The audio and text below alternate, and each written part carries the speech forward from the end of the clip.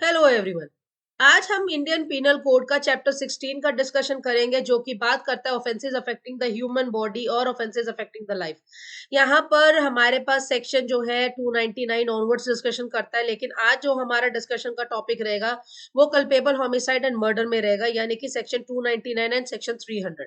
यहाँ पर सेक्शन 299 क्या कहता है? सेक्शन 299 सिंपल बात करता है, अगर आपने डेथ कॉज किया कोई एक्ट करने से।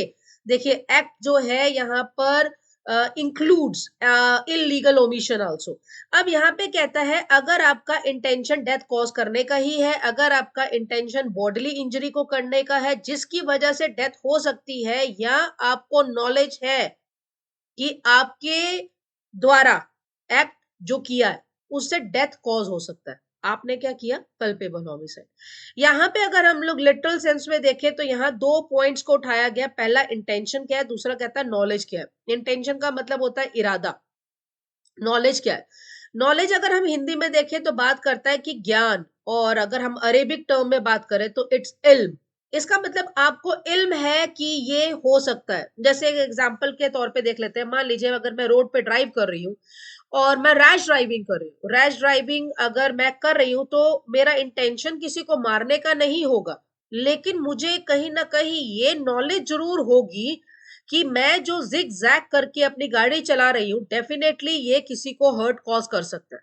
तो यहाँ पे हम ये नहीं कह सकते कि ये इंटरचेंजेबल के टर्म में बात नहीं कर रहा। ये डिपेंड करता है कि बंदे का इंटेंशन था या उसको कहीं ना कहीं नॉलेज आ रहा है। तो अगर ये दोनों चीजें आ रही है या दोनों में से कोई एक भी आ रहा है, तो यहाँ पर वो कल्पेबल होमिसाइड कमिट कर रहा है। अब यहाँ पे इलस्ट्रेशन से इनको समझ लेते हैं। ये कहता है, पहला इलस्ट्रेशन देखिएगा। पहला कहता है कि ए जो है, एक गड्ढा उसने खोदा, गड्ढा खोदने के बाद उसने स्टिक्स लाई कर दिया इस इंटेंशन से कि भी वो डेथ कॉज कर सके, और उसे नॉलेज है कि यहाँ पे जो भी बंदा आएगा उसका डेथ कॉज होना ही होना है। और जो भी बंदा आएगा वो ये बिलीव करते हुए आएगा कि ये जमीन समतल है, लेकिन समतल नहीं है, नीचे तो आपने गड्ढा खोद रखा है। तो यहाँ पर किसी एक बंदे को मारने का चाहे आपका मकसद ना हो, लेकिन अगर कोई भी आया, कोई भी उसके ऊपर पैर रखेगा तो वो नीचे जाएगा, उसकी डेथ होनी है। तो यहाँ पे जो कॉज हुआ वो कल्पेबल होमिसाइड है। सेकेंडली बात करता है कि ए को पता है कि जेड जो है झाड़ियों के पीछे है, बुश के पीछे है, लेकिन इस चीज की जानकारी बी को नहीं थी।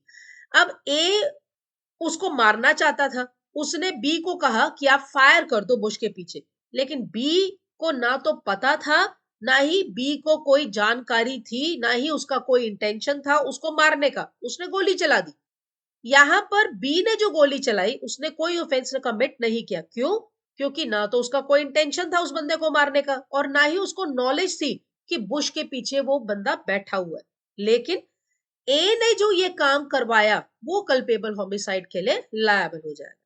थर्डली बात करता है यहाँ पर कि ए जो है, फाउल एक बर्ड है, उसको शूट करना चाहता था। उसका इंटेंशन ये था कि मैं इसको मार दूंगा और इसको स्टील करके ले जाऊंगा, इसकी चोरी कर लूंगा।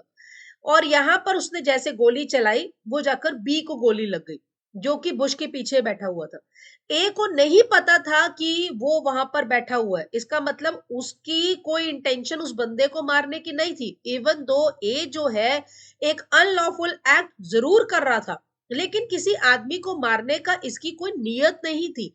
तो यहाँ पे वो कोई ऑफेंस के लिए लायबल नहीं होगा, इवन दो उसकी वजह से एक डेथ कॉज हो जरूर गई है। अब यहाँ पर अगर हम एक्सप्लेनेशंस पे देखें तो इस सेक्शन को वो एनहांस करता है। एक्सप्लेनेशन वन कहता है कि एक पर्सन बॉडीली इंजरी अगर किसी और का करता है, अगर वो बंदा लेबरिंग है, लेबरिंग का मतलब यहाँ पे है अगर उस बंदे को अंदरूनी कोई तकलीफ है, ग्रसित है वो बंदा, चाहे किसी डिसऑर्डर से, डिजीज से या बॉडीली इंफर्मिटी से, और आपके इंजरी कॉज करने से अगर वो बीमारी एक्सकलरेट हो जाती है, बढ़ जाती है, जिसकी वजह से उस बंदे की डेथ कॉज हो जाती है, आपने क्या किया? Culpable homicide. अब यहाँ पे अगर हम देखें तो कल्पेबल होमिसाइड जो है, इसका मतलब आता है ब्लेम वर्दी। और सिंपल अगर हम होमिसाइड का मतलब देखें, इसका मतलब है killing of a human being by a human being. तो इसका मतलब वो बंदा सामने वाला भी लिविंग होना चाहिए। सेकेंड एक्सप्लेनेशन बात करता है कि डेथ जो आपने कॉज किया वो बॉडीली इंजरी से किया, वो बॉडीली इंजरी जो है ऐसा था जिससे उस बंदे की डेथ होनी ही होनी है। आपने चाहे प्रॉपर रेमेडी स्किलफुल ट्रीटमेंट भी क्यों ना करवा दियो, चाहे उसको रोकने की भी कोशिश क्यों ना कराओ, लेकिन अगर उसकी डेथ इसके द्वारा होनी है बॉडली इंजरी से, तो वो डेथ कॉज हो जाएगा। थर्ड एक्सप्लेनेशन अब यहाँ पे बात करता है आपकी कि वैसे जो बच्चा वॉर्म में है उसका हम होमिसाइड नहीं कहेंगे क्योंकि वो अभी स्टिल वॉर्म में है, और अगर वो बेबी वॉर्म में है तो इसका मतलब अभी वो लिविंग क्रिएचर में तो आए नहीं है। लेकिन ये कल्पेबल होमिसाइड उस बेबी का कब बनेगा, अगर उस बेबी का कोई भी पार्ट बॉर्न फोर्थ हो जाता है, चाहे वो बेबी ने ब्रेथ किया हो, चाहे वो कंप्लीटली बॉर्न क्यों ना हुआ हो, अगर वो बेबी अंदर फीटस में मर जाते हैं तो यहां पर आपका कल्पेबल होमिसाइड ये काउंट होता है। ये सिंपल एक जनरल डिस्कशन था सेक्शन 299 को लेके। अब हम इसको डिफरेंशिएट करेंगे विद सेक्शन 300 जो कि बात करता है आपकी मर्डर की। अब इससे पहले एक चीज और देख लेते हैं, सेक्शन 299 जो है सिंपल कल्पेबल होमिसाइड को डिफाइन करता है। 304 ऑफ IPC punishment of culpable homicide की बात करता है। 308 यहां पर आपका attempt to commit culpable homicide की बात करता है। अब इसको हम डिफरेंशिएट करेंगे विद सेक्शन 300 जो अधिकतर कंफ्यूजन क्रिएट करता है कि भी ऐसा क्या एक पॉइंट होगा जिससे हम इसको देखते सार ये डिफरेंशिएट करने में हम लोगों को इजी हो जाए कि क्या ये कल्पेबल होमिसाइड है या ये आपका मर्डर में आता है। और क्योंकि अगर हम लोग केस को देखते हैं प्रैक्टिकली भी इवन, तो जो प्रोसिक्यूशन होते हैं वो सीधा सीधा केस को मर्डर में लेकर आते हैं, तो ये डिफेंस का काम रहता है कि इसको मर्डर से शिफ्ट करके ये 304 में ले आता है। 304 जो है पनिशमेंट ऑफ कल्पेबल होमिसाइड की बात करता है, वहां पे पार्ट 1 एंड पार्ट 2 की बात करता है। पार्ट 1 जो है इंटेंशन की बात करता है, पार्ट 2 जो है नॉलेज की बात करता है। तो यहाँ पे डिफेंस के जो होते हैं अपने केस को 304 में लाते हैं, 304 में भी वो नॉलेज में लाते हैं ताकि उस बंदे की पनिशमेंट कम हो जाए। डेथ दोनों केसेस में हो चुका है, बंदा चला गया, आपको उसकी लायबिलिटी करनी है। अब उसकी लायबिलिटी आपको माइनस करनी है तो आप 304 में जाके उसको दिखा देते हैं क्योंकि आपके पास अब ऑप्शन नहीं है, बंदा चला गया। सेक्शन 300 क्या कहता है, accept in the cases here in after accepted. यहां से एक्सेप्ट वर्ड से लेकर एक्सेप्टेड तक इसको अभी के लिए भूल जाओ कि भी ये कोई टर्म लिखा हुआ है, क्योंकि अगर आप इस यहां से पढ़ना स्टार्ट करेंगे तो आपको हमेशा कंफ्यूजन क्रिएट होगा ही होगा, तो इसको माइनस कर दो। अब आप यहां से लाइन पढ़िए, कल्पेबल होमिसाइड इज मर्डर कब, पहला कहता है अगर एक्ट जो आपने किया है उससे डेथ हो रहा है, आपका इंटेंशन है डेथ कॉज करने का। मन में कहीं कहीं ये भी आ रहा होगा यार ये तो अभी हमने 299 में भी पढ़ा, तो पहली लाइन में तो कोई डिफरेंस आ नहीं रहा है, अभी हम डिस्क्लोज करेंगे कि इसका डिफरेंस कहां जा रहा है। सेकेंडली कहता है आपका इंटेंशन है जो बॉडीली इंजरी आपने किया है उसे पता भी है ऑफेंडर को इससे इस बंदे की डेथ होनी ही होनी है। थर्ड थर्ड कहता है कि सफिशिएंट ऑर्डिनरी कोर्स में आपने जो बॉडीली इंजरी कॉज करी है उससे इसकी डेथ होनी है। चौथा कहता है कि जो पर्सन है जो एक्ट कर रहा है उससे नॉलेज है कि वो इमिनेंटली इतना डेंजरस है कि पूरे प्रोबेबिलिटी में यानी कि हर कीमत पर डेथ या बॉडीली इंजरी होनी ही होनी है और उसकी वजह से इस बंदे की डेथ होनी ही होनी है। यहां पर कोई एक्सक्यूज इसके पास नहीं रहेगा। अब यहां पे हम इसको फर्दर इलुस्ट्रेशन से देख लेते हैं। पहला पहला कहता है ए ने जेड को शूट किया इस इंटेंशन से कि वो उसको मारेगा और जेड इस कॉन्सिक्वेंस में मर गया, सिंपल यहां पर मर्डर है। सेकंड बात करता है ए को पता है कि जेड जो है वो एक डिजीज से लेबर कर रहा है, एक डिजीज से परेशान है, अगर वो उसको ब्लो करता है उस ब्लो से इस बंदे की डेथ होनी ही है। उसने उसको स्ट्राइक किया इस इंटेंशन से कि बॉडीली इंजरी हो जाए। जेड जो है उसके कॉन्सिक्वेंस में जो उसने ब्लो दिया था उसकी वजह से इसकी डेथ हो गई। ए मर्डर के लिए गिल्टी है, जबकि वो जो ब्लो उसने दिया था अगर एक ऑर्डिनरी कोर्स ऑफ नेचर में किसी हेल्दी पर्सन को देता, sound mind state of health वाले को देता, तो उसकी डेथ नहीं होनी थी। लेकिन अगर ए जो है उसे पता है कि इसको ये प्रॉब्लम है और उसने वहीं पे स्ट्राइक किया, उसकी वजह से इसकी डेथ हुई, तो यहां पे आपने मर्डर कॉज कर दिया। सी कहता है यहां पर कि ए जो है इंटेंशनली जेड को एक स्वॉर्ड कट देता है, एक तलवार से कट दे देता है या क्लब वुंड कर देता है, जो कि सफिशिएंट है यहाँ पे ऑर्डिनरी कोर्स ऑफ नेचर में उस बंदे का डेथ होना। जेड इस कॉन्सिक्वेंस में चल देते हैं, यहां पर ये लायबल फॉर मर्डर है। अब हम इसके एक्सेप्शन पे आ जाते हैं। अब देखिए, अब हम वापस आते हैं अपने सेक्शन 300 के स्टार्टिंग में, जो मैंने उस टाइम पे आपसे छुड़वाया था, और अब मैं इसको समझाने जा रही हूँ। पहला वर्ड देखिए, लाइन हमारी क्या कह रहा है, accept in the cases here in after accepted. इसका मतलब 300 के अंदर ऑलरेडी एक्सेप्शन दिया हुआ है। अब हम इसके एक्सेप्शंस को डिस्कस करेंगे, जहां पर डेथ यहां भी हुआ है, लेकिन ये बंदा मर्डर के लिए लायबल नहीं है, कल्पेबल होमिसाइड के लिए लायबल है। अब वो कौन से सिचुएशंस है? पहला कहता है कि कल्पेबल होमिसाइड जो हुआ है वो मर्डर नहीं होगा अगर ऑफेंडर को आपने उसके सेल्फ कंट्रोल के पावर को डिप्राइव कर दिया by grave and sudden provocation. आपने उस बंदे को प्रोवोक किया, उसने उसमें आकर आपको मार दिया, ये मर्डर नहीं है, ये कल्पेबल होमिसाइड है। यहां पर कहता है या आपने जो डेथ कॉज किया है ये आपने मिस्टेक या एक्सीडेंट में कॉज कर दिया।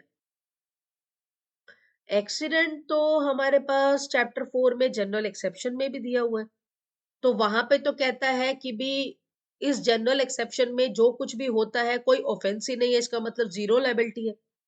लेकिन यहां पर हम इसको कल्पेबल होमिसाइड में लेकर आ रहे हैं, तो इसका मतलब कि जनरल एक्सेप्शन तो है ही है वहां पर, लेकिन कहीं ना कहीं आपका इंटेंशन या नॉलेज मारने का रहा होगा। वहां एक्सीडेंट डेथ का मतलब है आपको, मतलब एक्सीडेंट जैसे कहते हैं ना बाय मिस्टेक, वहां पे वो कवर कर रहा है।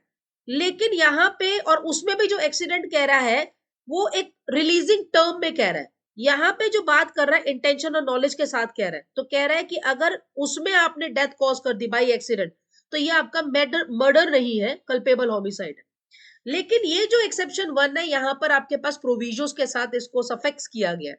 पहला कहता है कि ये जो प्रोवोकेशन आपने किया है आपने वॉलंटरली प्रोवोक ना किया हो।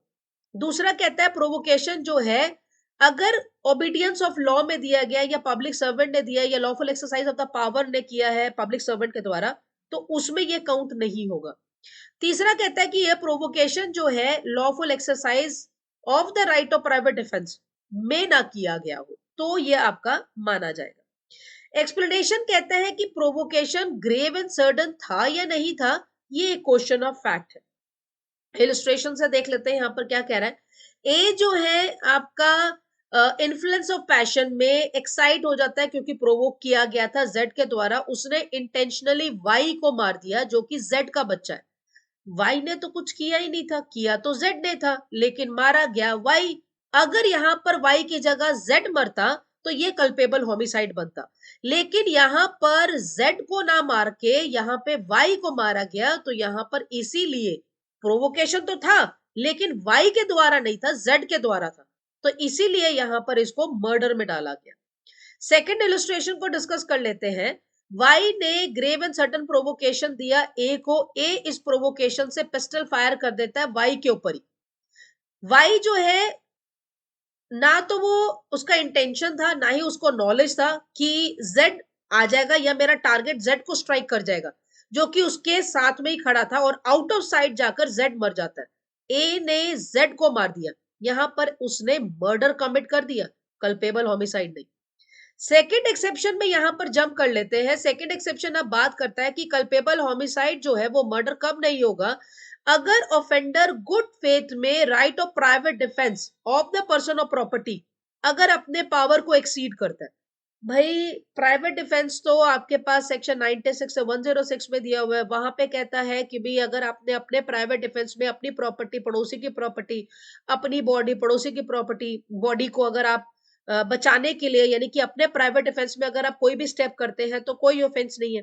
लेकिन यहाँ पे कह रहा है अगर प्राइवेट डिफेंस में आपको जो राइट दिया गया है आपने उसको एक्सीड कर दिया। जैसे मान लो कि अगर एक बंदा मेरा सामान को ले जाने की कोशिश कर रहा है, चुरा रहा है, और मैंने अचानक से देख लिया, तो मेरे पास प्राइवेट डिफेंस है अपनी प्रॉपर्टी को बचाने के लिए, तो मैं क्या कर सकती हूँ, उसका हाथ पकड़ सकती हूँ और हाथ पकड़ने के बाद अपना सामान मैं वापस ले सकती हूँ। यहां तक तो मेरे पास प्राइवेट डिफेंस है। इसमें अगर उसको हल्की फुल्की खरोच आ गई या हर्ट कॉज आ गया तो कोई दिक्कत नहीं। लेकिन मैंने क्या किया, मैंने कहा अच्छा इतनी हिम्मत, मेरी प्रॉपर्टी को लेके जा रहा है, वो भी मेरी प्रॉपर्टी को। मैंने उठाया तलवार और जिस हाथ से उसने पकड़ा हुआ था उसी को ही मैंने कट कर दिया। Now what did I did, मैंने अपने प्राइवेट डिफेंस जो जो बकायदा मुझे दिया गया था, लेकिन आई एक्सीडेड माय पावर। तो वो लॉ आपको नहीं देता। लॉ आपको अपनी बॉडी प्रॉपर्टी को बचाने का उतना ही पावर देता है जितने में आपका गुजारा हो जाए।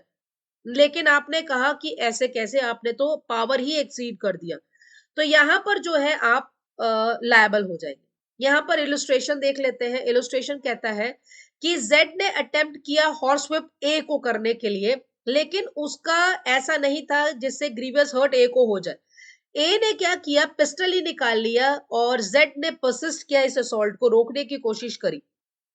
ए गुड फेथ में कि भी इसके पास अपने को बचाने के लिए और कोई तरीका नहीं है, अगर मैंने गोली नहीं चलाई तो ये मेरे को हॉर्स व्हिप कर देगा, उसने जेड को ही गोली मार दी। ए ने यहाँ पर मर्डर कमिट नहीं किया, यहाँ पर उसने सिंपल कल्पेबल होमिसाइड कमिट किया। अब हम एक्सेप्शन 3 पे आ जाते हैं। कल्पेबल होमिसाइड मर्डर और कब नहीं होगा, तो यहाँ पे कहता है अगर ऑफेंडर पब्लिक सर्वेंट है या कोई भी अगर पब्लिक सर्वेंट को एड कर रहा है, advancement of the public justice, अपने पावर को एक्सीड करता है जो कि लॉ ने उसको दिया हुआ है, उसकी वजह से अगर डेथ कॉज हो जाता है, अगर वो गुड फेथ में कर रहा है, लॉफुल तरीके से कर रहा है, अपने ड्यू डिस्चार्ज ड्यूटी का कर रहा है, तो ये जो पब्लिक सर्वेंट है विदाउट इल विल उस पर्सन के प्रति, और अगर उसमें डेथ कॉज हो जाती है, तो यहाँ पे उस बंदे ने मर्डर कॉज नहीं किया, यहाँ सिंपल कल्पेबल होमिसाइड है। एक्सेप्शन 4 बात करता है कि कल्पेबल होमिसाइड अब मर्डर कब नहीं होगा। कहता है कि भी अगर आपने प्रीमिडिएट नहीं कर रखा है, यानी पहले से कोई प्लानिंग नहीं कर रखी है, सडन फाइट हो गया और हीट ऑफ पैशन में आके, सडन कोयल में आके आपने उस बंदे को मार दिया, तो यहाँ पे आपका मर्डर नहीं है, कल्पेबल होमिसाइड है। पांचवा यहाँ पे जो एक्सेप्शन है, इससे पहले एक एक्सप्लेनेशन भी बात करता है। कहता है इससे फर्क नहीं पड़ता कि किस पार्टी ने प्रोवोक किया और किसने सबसे पहले मुक्का मक्की स्टार्ट किया। पांचवा यहाँ पे बात करता है कि ये जो कल्पेबल होमिसाइड है, मर्डर कब नहीं माना जाएगा, जब आप जो पर्सन जिसने डेथ कॉज करी है, अगर उसने अपना कंसेंट दिया है और वो 18 प्लस है। लेकिन अगर हम बात करें तो यहीं पे हमारे पास जो सेक्शन अपना प्राइवेट डिफेंस का, उसमें उससे पहले दिया हुआ है आपके पास कंसेंट के टॉपिक को, जो कि आपका 87, 88, 89, 90, 91, 92, ये सारे के सारे लॉ ऑफ कंसेंट की बात करता है। और हमारे पास सेक्शन 87 जो है वॉलंटरी नॉट फिट इंजुरिया की बात करता है, जहां पे कहता है विलिंग पर्सन उस काम को दे रहा है, ये कोई रॉन्ग नहीं है, वहां तो हमें बेनिफिट देता है। लेकिन यहाँ पे कह रहा है कि अगर आप 18 प्लस है और आप अगर आपने डेथ कॉज कर दिया है, सामने वाले ने कंसेंट दे दिया है आपको, तो आप मर्डर के लिए लायबल नहीं है, लेकिन आप डेथ के लिए लायबल है। क्योंकि ये जो सेक्शंस मैंने अभी रीड आउट किया 87 ऑनवर्ड्स, वहां पे इवन दो डेथ कॉज, वैसे तो आपने डेथ के लिए वहां दिया नहीं है, लेकिन अगर डेथ कॉज हो जाता है तो वहां पे एक्सेप्शन आ जाते हैं कि भी अगर कोई सर्जन है, कोई डॉक्टर्स है, गुड फेथ में अगर आप कर रहे हैं बाई चांस, तो वहां पे वो काउंट होता है। अब ये सब डिस्कशन करने के बाद कहीं ना कहीं अब भी हमारे मन में आ रहा है कि भाई ये तो सारा बियर सेक्शन रीडिंग हो रही है, सो डिफरेंस कहाँ आ रहा है, पढ़ने में समझने में वही बात कर रहा है, उधर भी इंटेंशन है, इधर भी नॉलेज की बात कर रहा है। अगर हम यहाँ पर आर वर्सेस गोविंदा के केस को भी डिस्कस करें, जो कि हमारे पास 1876 में आया जस्टिस मेलविन के द्वारा, तो जो उन्होंने डिफरेंशिएट भी किया था, तो एक बेयर रीडिंग करने से कहीं पर भी हमें ये डिफरेंस नजर नहीं आ रहा कि ये हम कैसे जज करें कि ये कल्पेबल है या ये मर्डर है। तो यहां पर अगर हम इसको इस सेंस में देखें, तो यहां पर ये सिंपल बात कर रहा है, अगर आपका मतलब जैसे कहते हैं ना कि भी ग्रेवर इंजरी आपने कर दी है और आपको मतलब 100% एक्यूरेसी है कि इस बंदे का मरना तय है, तो ये मर्डर में चला जाएगा। और कल्पेबल होमिसाइड मर्डर कब नहीं आएगा, ये 5 एक्सेप्शंस में हम लोगों ने डिसाइड कर लिया कि भाई अगर ये 5 है, 5 चीजें हैं, जैसे कि आपने सबसे पहले देखा था हमारे पास जो आया, वो बात करता है प्रोवोकेशन की। पहला जो है प्रोवोकेशन की बात करता है, इसका मतलब अगर आपको किसी ने प्रोवोक किया तो ये मर्डर नहीं है। दूसरा बात करता है यहाँ पर कि भी ये मर्डर कब नहीं आएगा, अगर आपने प्राइवेट डिफेंस में गुड फेथ में अगर आपने किया है तो भी ये आपका मर्डर में नहीं जाएगा। थर्डली यहाँ पे बात करता है कि अगर कोई पब्लिक सर्वेंट है या पब्लिक सर्वेंट को अगर एड कर रहा है तो ये कल्पेबल ही है, ये मर्डर नहीं आएगा। फोर्थली बात करता है अगर प्री मीडिएशन के बगैर सर्टन फाइट में अगर आपने किसी को मार दिया तो भी यहाँ पर ये मर्डर नहीं है, ये सिंपल कल्पेबल है। फिफ्थली बात करता है कि भी अगर 18 प्लस है, उस बंदे ने कंसेंट दे दिया तो मर्डर नहीं है, ये कल्पेबल है। इसके अलावा जो कुछ बचा वो आपका मर्डर में काउंट हो जाएगा। कहीं ना कहीं ये कहना भी गलत नहीं होगा कि एक सिल्वर लाइन का डिफरेंस है दोनों के बीच में। अब सिल्वर लाइन क्या है? सिल्वर लाइन यहां पर ये कहता है कि अगर आप डेड हर्ट से यही चाहते हैं कि भी उसको मारना ही है और वो हर कीमत पे मर जाए, और अगर आपका एक्ट ग्रेवियर ही है तो वो आपका मर्डर में काउंट होगा। और अगर थोड़ा सा लेसर है, यस, इवन दो दोनों ही सेक्शंस में डेथ कॉज हो रहा है और उस बंदे का मरना तय है, मर गया है, तो आपका या तो मर्डर है या कल्पेबल है।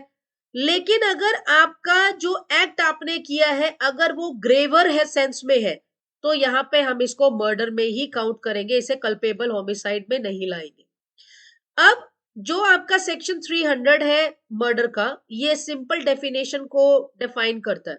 वहीं पे सेक्शन 302 जो है इसकी पनिशमेंट की बात करता है। 307 जो है punishment for attempt to murder की बात करता है। तो यहाँ पे हम लोगों को ये देखना पड़ेगा, क्योंकि जैसे मैंने पहले भी ये कहा था कि प्रोसिक्यूशन का काम रहेगा अगर कोई डेथ कॉज हुआ है वो सीधा ही केस मर्डर के लिए लेकर जाता है।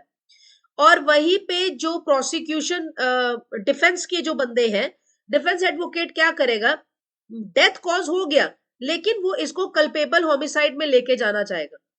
पनिशमेंट 304 में है और पहला कहता है culpable homicide not amounting to murder, और इसका पहला पार्ट 1 जो है पैरा 1 इंटेंशन की बात करता है जिसकी पनिशमेंट स्वीयरर है। वहीं पे पार्ट 2 जो है यहाँ नॉलेज की बात करता है। तो ये पूरी कोशिश इस बात की करते हैं कि इसको नॉलेज में ले आओ ताकि यहाँ पे इसको जल्दी रिलीज कर दिया जाए, क्योंकि उसको जाना तो पड़ेगा, ये चीज तो तय है, मतलब उसका हाथ से डेथ कॉज हुआ है, लायबिलिटी तो बनी रही है उसकी, लेकिन वहां पर मर्डर की ना करके इसको culpable homicide not amounting to murder में ले आते। अब कई बार ये कंफ्यूजन आ जाता है कि भाई 299 तो सीधा कहता है कल्पेबल होमिसाइड क्या है, तो 299 ऐसा कुछ नहीं है, वो सिंपल डिफाइन कर रहा है। लेकिन 304 जो है वो आपको 300 के अंदर जो पहली लाइन मैंने एक्सेप्ट का छुड़वाया था, accept in the cases here in after accepted, उसकी पनिशमेंट जो है वो 304 में कहता है, 304 पार्ट 1 एंड पार्ट 2 में, जहां पर नॉलेज और इंटेंशन की बात लेकर चलता है। Thanks for watching, have a nice day, bye bye.